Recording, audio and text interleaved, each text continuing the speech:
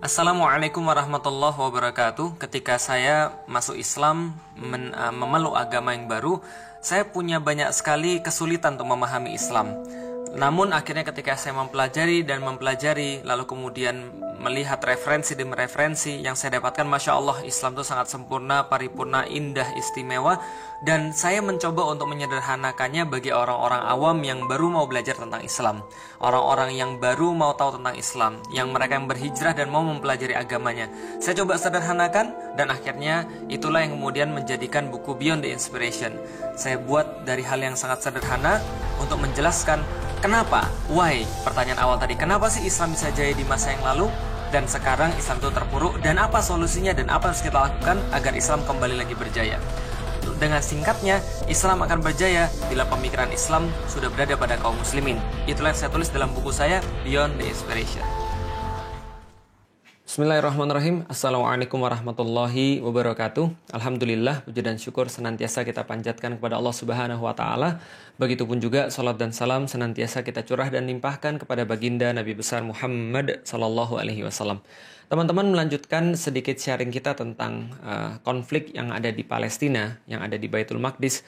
Kita sudah sampai pada Kongres Zionis pertama yang diadakan di Basel pada tahun 1897, yang akhirnya memberikan sebuah kesimpulan bahwa mereka harus mendirikan sebuah negara Yahudi, persis seperti yang ditulis oleh Theodor Herzl dalam bukunya Der Judenstaat. Nah, maka mereka mencari tanah untuk mendirikan negara Yahudi, dan tanah itu yang mereka inginkan pasti adalah tanah terjanji tentunya. Maka mereka datang kepada pemilik tanah terjanji yang mereka inginkan sebagai tempat pendirian negara Yahudi, yaitu adalah Khalifah kaum Muslim. Khalifah daripada kekhilafan Utsmani yang pada saat itu adalah Sultan Abdul Hamid kedua. Maka apa respon daripada Sultan Abdul Hamid kepada Theodor Herzl dan juga kelompoknya? Ini adalah yang bisa kita dapatkan. Maka Sultan Abdul Hamid tidak ingin menemui Herzl, lalu mengirim pesan kepadanya, beritahu pada para Yahudi yang tidak sopan itu bahwasanya hutang-hutang Utsmani itu bukan merupakan perkara yang hina. Prancis pun punya hutang dan tidak mempengaruhi mereka. Yerusalem adalah bagian dari tanah kaum muslim sejak Khalifah Umar menerima tanah itu dari Safronius. Dan aku tidak ingin menanggung malu dan beban sejarah dengan menjual tanah suci yang telah diamanahkan itu kepada para Yahudi, lalu mengkhianati amanah dan kepercayaan umat. Yahudi simpan saja harta mereka, sebab Utsmani tidak akan bersembunyi di balik istana-istana yang dibuat dari uang musuh-musuh Islam. Jadi teman-teman sudah tahu juga bahwa Utsmani pada saat itu berada dalam kondisi yang sangat-sangat decline, menurun, hutang-hutangnya banyak, dan mereka tidak memiliki cash flow yang baik. Maka orang-orang Yahudi itu datang dengan menawarkan uang untuk mereka, dan itu adalah respons daripada Sultan Abdul Hamid pada 1987. Tapi tentu saja Yahudi tidak akan pernah menyerah, gitu kan ya, ketika mereka 1897. Jadi Yahudi tidak akan menyerah. Maka dia datang lagi pada tahun 1901 untuk menawarkan lagi kepada Utsmani sebuah penawaran yang lumayan bikin ngiler ya teman-teman sekalian ya. Yahudi kembali, maka mereka nggak main-main. Maka mereka menawarkan pada Sultan Abdul Hamid itu sekitar 150 juta pound sterling di masa itu. Nah, kalau sekarang itu kira-kira setara dengan 305 triliun ya, triliun rupiah minimal.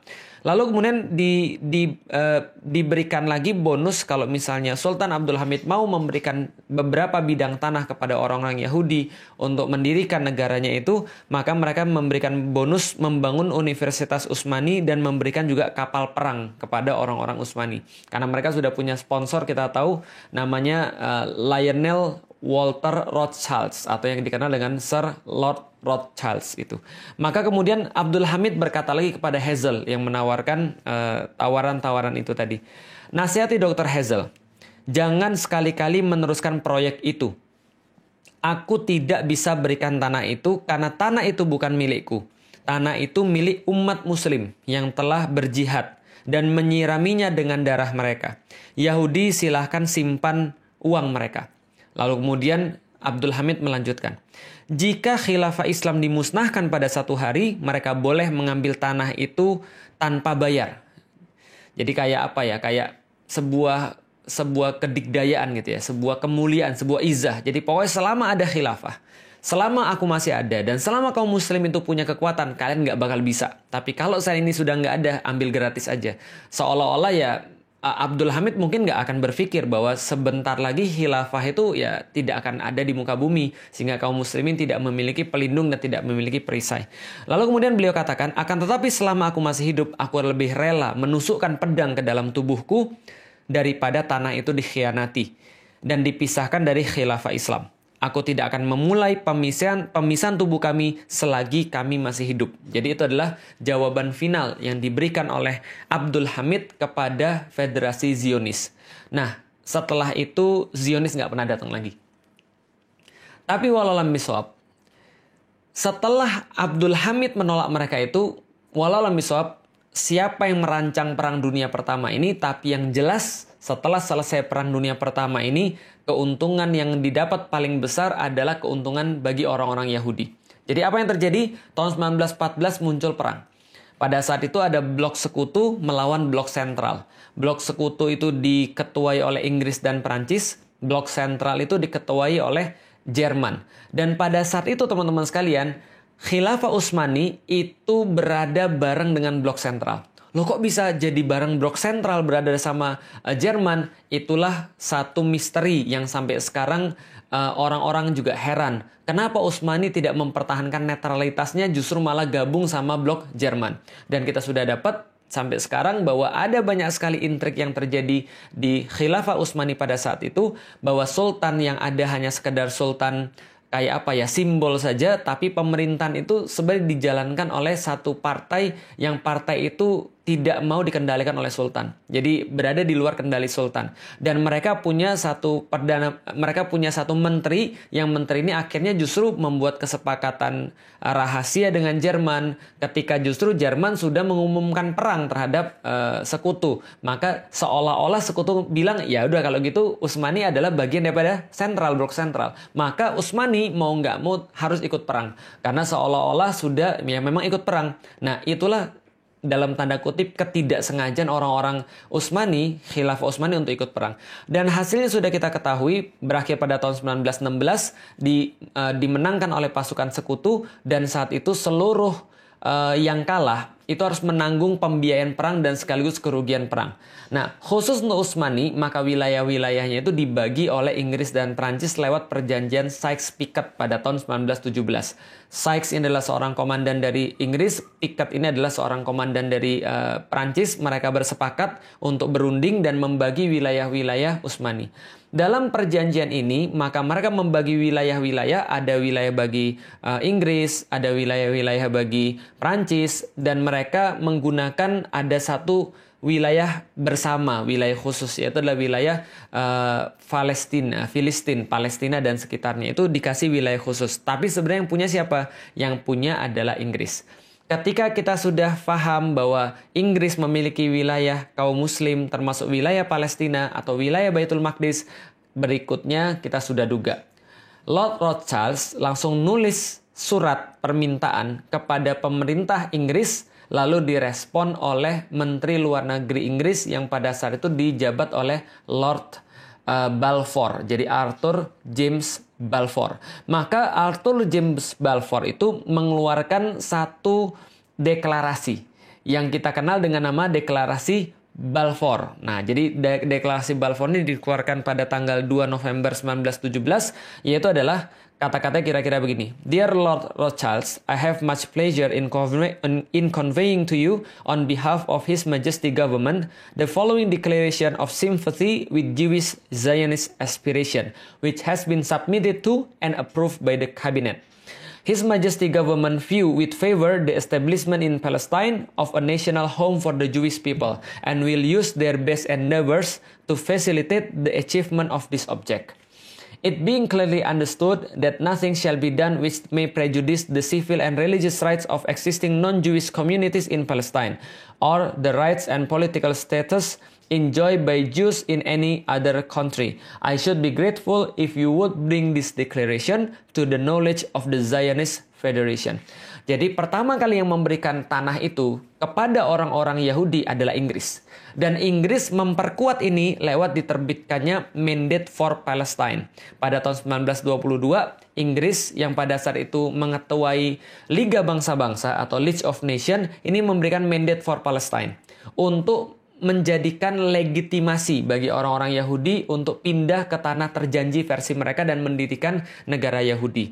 Nah, seperti yang sudah kita duga, sejak tahun 1920, 1921, 22 sampai dengan 1939, sampai dengan 1940 dan seterusnya, itu puluhan ribu, bahkan ratusan ribu atau lebih besar lagi, jutaan orang itu pindah untuk menuju kepada tanah terjanji. Yaitu adalah tanah yang diberikan oleh Inggris kepada orang-orang Yahudi.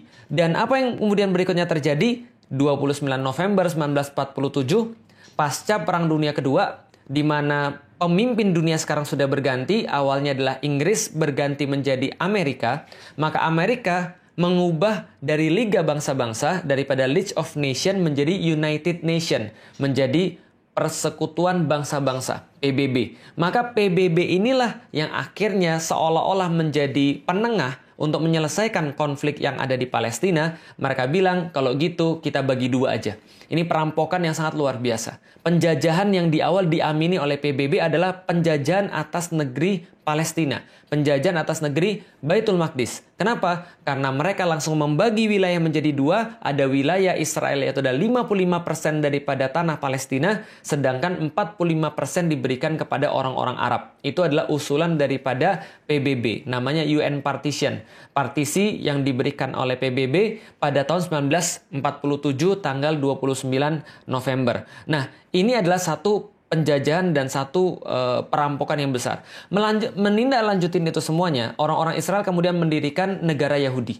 Jadi Israel Declaration on a Jewish State. Jadi mereka akhirnya memenuhi apa yang mereka inginkan. Mereka bentuk Der Judenstaat pada tanggal 14 Mei 1948. Di mana Perdana Menteri pertamanya adalah David Ben Gurion. Maka pada tanggal itu didirikan negara Yahudi, negara Israel. Dan sekaligus menjadikan Palestina stateless. Menjadikan Palestina itu tidak punya negeri, tidak punya hak sebagai manusia. Karena itulah apapun yang mereka lakukan senantiasa pasti mereka yang salah. Kenapa? Karena mereka tidak diakui oleh hukum internasional. Yang diakui adalah Israel oleh PBB. Siapa yang memerintahkan? Amerika. Dari sini teman-teman sudah tahu bahwa siapa bapaknya Israel atau negara Israel laknatullah itu. Siapa yang kemudian menjadi bapak daripada negara penjajah yang bengis itu? Yang menjadi bapaknya adalah Inggris. Yang menjadi ibunya siapa? Yang menjadi ibunya adalah Amerika. Lalu siapa yang menjadi bidannya? Bidannya adalah PBB. Sehingga kalau kita tahu semua itu, nggak mungkin Inggris, nggak mungkin Amerika, nggak mungkin PBB akan menguntungkan bagi orang-orang yang terjajah di Palestina. Pasti mereka akan menguntungkan anak mereka yang mereka lahirkan, yaitu Israel itu tadi. Jadi kalau berharap pada mereka, ya itu sama aja kayak Anda berharap mimpi di siang bolong kan gitu kan ya. Nah, setelah itu kemudian banyak sekali protes daripada orang-orang Arab pada saat itu dengan keberadaan Israel, lalu diakhiri dengan perang 6 hari. Perang 6 hari ini secara ajaib keroyokan daripada Syria, Irak, Yordan, Saudi, Mesir itu dimenangkan oleh orang-orang Israel secara ajaib. Tapi yang terjadi sebenarnya adalah ya pengkhianatan kaum muslimin, pengkhianatan penguasa-penguasa negeri kaum muslimin. Mereka seolah-olah ingin mengenyahkan Israel, tapi sebenarnya mereka hanya punya kepentingan masing-masing. Pengkhianatan penguasa Mesir, pengkhianatan penguasa Yordan, dan seterusnya. Sehingga waktu itu justru orang-orang Israel mengukuhkan satu mitos bahwa mereka itu tidak pernah terkalahkan. Kaum muslimin hancur, dan kemudian seolah-olah Israel tidak tersentuh, dan menjadilah kita seperti sekarang. Nah, teman-teman bisa lihat, ini adalah wilayah pada tahun 1946. Jadi yang paling kiri itu adalah ketika PBB belum mengumumkan, sebelum PBB mengumumkan berdirinya negara Israel, itu yang warna putih adalah pemukimannya orang-orang Israel. Lalu yang di sebelahnya adalah wilayah tahun 1947, ketika PBB mengumumkan berdirinya negara Israel. Perampokan terbesar. Lalu kemudian sebelah kanannya lagi wilayah setelah tahun 1967. Setelah perang 6 hari yang direkayasa tadi dan pengkhianatan para penguasa-penguasa muslim terhadap umat muslim sendiri di seluruh dunia. Dan yang sebelah kanan adalah tahun 2000. Setelah resolusi-resolusi PBB, perjanjian-perjanjian yang berusaha dibuat yang kayaknya menguntungkan selalu bagi orang-orang Yahudi, Israel, dan mereka juga senantiasa untuk mengingkarinya, janji lalu berkhianat. Ya, kita sudah tahu seperti apa kelakuan mereka dari dulu. Setelah perjanjian-perjanjian damai itu, wilayah kaum muslimin semakin berkurang dan wilayah mereka terus bertambah. Itu yang terakhir tahun 2000. Tahun 2020, 2021 lebih parah lagi daripada semuanya itu. Makanya kemarin yang memicu keributan adalah ketika daerah Sheikh Jarrah itu kemudian diambil oleh orang-orang Israel dengan sekendak hati, tanpa ada hukum. Ya memang nggak ada hukum di situ. Kenapa nggak ada hukum? Karena orang-orang Palestina itu nggak punya negara. Orang-orang Muslim yang ada di situ itu stateless. Mereka nggak punya negara, nggak punya hukum yang bisa melindungi mereka. Maka apapun yang mereka lakukan senantiasa salah. Nah, yang pengen kita sampaikan adalah teman-teman sekalian, setelah PBB itu mengumumkan berdirinya negara Israel, maka pembantaian demi pembantaian dilakukan atas nama hukum. Dan hilangnya nyawa, meregangnya nyawa orang-orang yang ada di Palestina, yang ada di Baitul Maqdis, yang mereka adalah Muslim, dan itu tidak dianggap sebagai kejahatan kemanusiaan. Kenapa? Karena bagi orang-orang yang ada di PBB, bahkan orang-orang di Palestina itu bukan manusia. Kenapa? Karena mereka tidak diakui sebagai manusia. Stateless, mereka tidak punya negara, sehingga mereka tidak bisa untuk dibela secara hukum. Kenapa? Karena mereka stateless. Karena kenapa? Karena Israel yang diakui sebagai satu-satunya negara. Maka kemarin ketika saya mendengar ada orang-orang bilang, itu peta Palestina dihapus dari Google. Sejak kapan Google memakai peta Palestina? Sejak kapan Google mencantumkan Palestina sebagai sebuah negara? Mereka nggak diakui. Kenapa nggak diakui? Karena secara hukum dunia itu bukan sebuah negara. Yang negara cuma Israel. Maka kita lihat sekarang Israel cuma yang dicantumkan di peta. Karena memang yang diakui sebagai negara adalah dia. Siapa yang ngakui negara? PBB. PBB kan bidannya. Maka kalau misalnya ngarep PBB nyelesain masalah Palestina, nggak akan mungkin. Menyelesaikan masalah di Baitul Maqdis, nggak bakal mungkin. Karena mereka yang bikin masalahnya di awal. Jadi teman-teman sudah paham. Nah, kenapa misalnya PBB bisa begitu? Ya karena mereka didukung. Didukung oleh siapa? Mereka didukung oleh Amerika, mereka didukung oleh Inggris, mereka didukung oleh kebanyakan orang-orang penguasa di dunia. Sementara orang-orang Muslim penguasa-penguasanya hanya bisa diam melihat hal yang seperti ini. Kalaupun ada yang berbicara, alhamdulillah ada yang berbicara, maka yang berbicara ini posisinya terjepit. Maka yang berbicara ini tidak bisa berbicara lantang. Kenapa? Mereka tidak bisa mengerahkan pasukan militer ke sana karena bertentangan dengan hukum internasional. Maka ini yang kemudian bisa kita lihat pada saat ini. Nah, apa yang bisa kita lihat pada Januari 2009 misalnya, ketika orang-orang Israel laknatullah menunjukkan kebiadabannya sekali lagi kepada kaum muslimin dengan menghujani kaum muslimin dengan rudal-rudal, dengan senjata-senjata kimia yang sangat tidak manusiawi, tapi tetap aja dibela sama Amerika. Obama misalnya berkomentar, Israel have a rights to defend itself. Kenapa? Karena ketika munculnya pun ketika dia pengen jadi presiden, ya dia berpidato di depan AIPAC, American Israel Public Affairs Committee, dan mengatakan komitmennya untuk mendukung orang-orang Israel dan mendukung kemuktahiran senjata-senjata Israel sebesar 30 miliar US dollar. Jadi ini yang kemudian dijanjikan oleh Amerika terhadap pemerintahan Israel. Dan mereka menggunakan ini sebagai kayak komitmen. Kalau misalnya mau jadi presiden ya harus dukung Israel.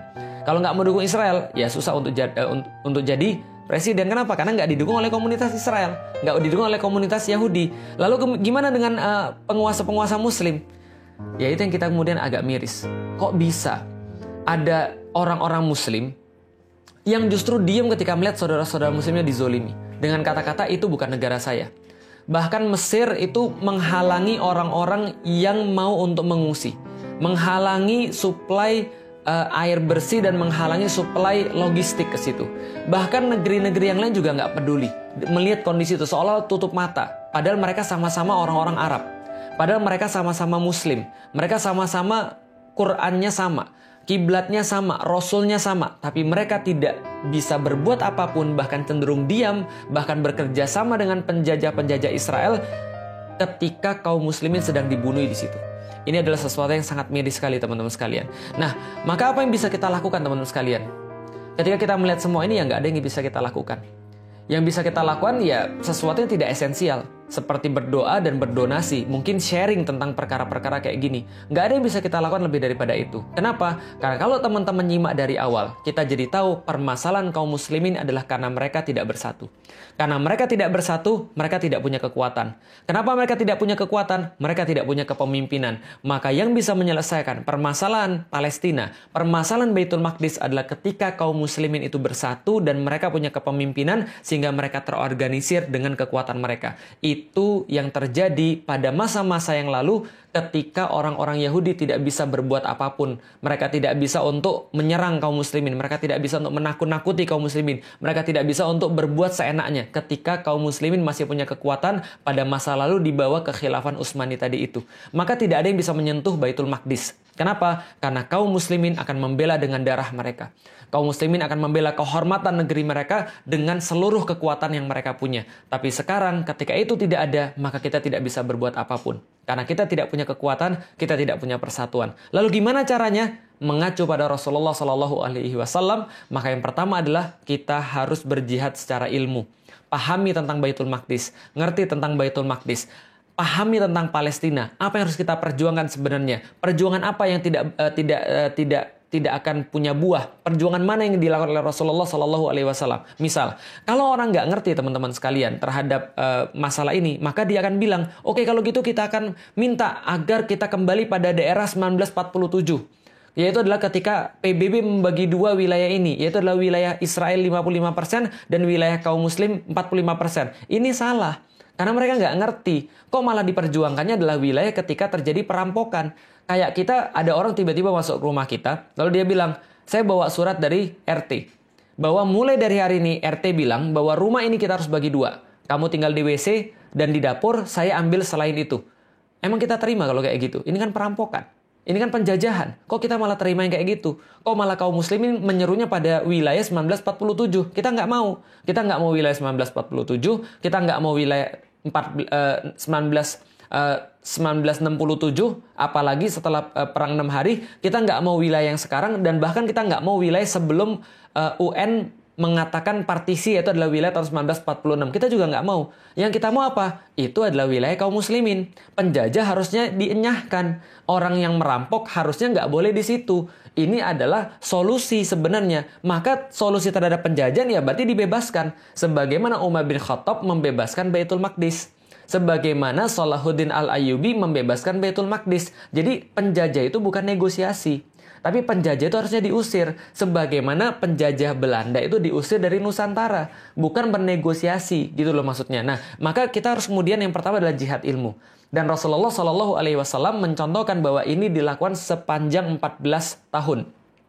Setelah itu Rasulullah melakukan jihad negosiasi atau jihad politik yang dilakukan oleh Rasulullah sepanjang 2 tahun.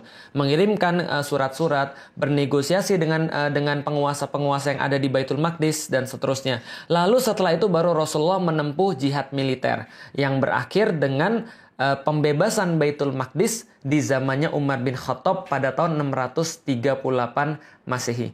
Inilah kemudian yang menjadi sebuah pengetahuan bagi kita yang pengen saya sharing teman-teman sekalian. Jadi teman-teman sekarang ngerti kenapa sih Palestina itu bermasalah. Atau lebih tepatnya istilahnya adalah Baitul Maqdis itu bermasalah. Lalu apa yang bisa kita lakukan untuk menyelesaikan problem Baitul Maqdis secara long term, secara permanen, yaitu adalah membangun kekuatan itu dan membangun persatuan itu dan membangun kepemimpinan itu. Lalu apa yang bisa kita lakukan sekarang? Nggak ada yang lain selain doa, donasi, dan share pengetahuan-pengetahuan tentang Baitul Maqdis agar kita tidak menjadi orang-orang yang memperhatikan Baitul Maqdis hanya ketika mereka menangis dan berteriak ketika mereka dibom, dihujani dengan peluru ataupun dibunuh di depan mata kita. Sehari lagi kita menunda kebangkitan Islam, sama seperti sehari lagi kita memberikan waktu bagi penjajah Zionis biadab itu untuk membunuh saudara-saudara kita yang ada di Palestina. Karena itulah teman-teman sekalian, ini yang bisa kita lakukan. Berdoa, berdonasi, dan sharing pengetahuan-pengetahuan yang ada di kita semuanya. Dan Allah Subhanahu wa Ta'ala mungkin pada tahun ini memberikan kita sebuah pelajaran yang sangat berarti. Agar kita tuh noleh kepada mereka. Di tengah-tengah kesibukan kita. Itikaf, menikmati sajian-sajian Ramadan. Tapi Allah bilang, lihat loh ada saudara-saudara kalian itu. Yang saudara-saudara kalian itu tertindas. Yang saudara-saudara kalian itu terjajah. Mudah bagi Allah untuk membebaskan mereka. Tapi bukan itu ceritanya. Ceritanya adalah bahwa Allah memberikan kesempatan pada kita untuk muncul kesatria-kesatria di antara kita. Memperhatikan mereka. Senantiasa mengisi hati kita dengan Baitul Maqdis, kiblat pertama kita. Supaya besok-besok ketika diperlukan kemudian perjuangan-perjuangan yang lebih besar, maka kita sudah siap dengan ilmu-ilmu dan sakofah kita tentang Baitul Maqdis. Artinya teman-teman sekalian, kalau memang kita merasa sedih, kalau memang kita merasa marah, kalau memang hati kita tercabik-cabik, kita bisa menggunakan apapun yang kita punya. Kalau kita nggak bisa donasi, minimal kita berdoa. Kalau kita bisa berdonasilah dengan harta terbaik yang kita punya. Tapi kalaupun kita sudah melakukan semua itu semua tidak cukup. Melainkan kita harus untuk mempelajari, kita harus untuk mengerti, memahami, dan kemudian menyebarkan sampai orang-orang paham dengan sakofah yang benar tentang Baitul Maqdis, hingga kita bisa berpindah kepada tahapan-tahapan selanjutnya. Wallahu a'lam bishawab, teman-teman sekalian, semoga bermanfaat. Assalamualaikum warahmatullahi wabarakatuh. Assalamualaikum warahmatullahi wabarakatuh. Saya masuk Islam pada tahun 2002 karena pertanyaan kenapa. Kenapa sih Tuhan itu harus Allah? Kenapa sih Rasul itu harus Muhammad? Kenapa sih agama itu harus Islam? Dan kenapa sih saya harus masuk Islam? Karena saya masuk Islam dengan pertanyaan kenapa, maka pertanyaan pertama yang saya tanyakan ketika saya masuk Islam juga kenapa? Kenapa sih Islam yang begitu hebat yang saya temukan ini, Islam yang begitu indah yang saya temukan ini, ternyata pada kejadiannya, pada faktanya, tidak seperti teorinya. Islam yang sangat hebat, sempurna, paripurna, tidak ada tandingan, tapi ternyata pada kenyataannya, kaum muslimin di mana-mana terpuruk, kaum muslimin di mana-mana terjajah, sangat mudah sekali diprovokasi. Mereka punya mental yang buruk, mereka punya skill individu yang tidak baik, mereka juga tidak bisa dipercaya. Inilah yang saya jawab dalam buku saya Beyond the Inspiration. Why?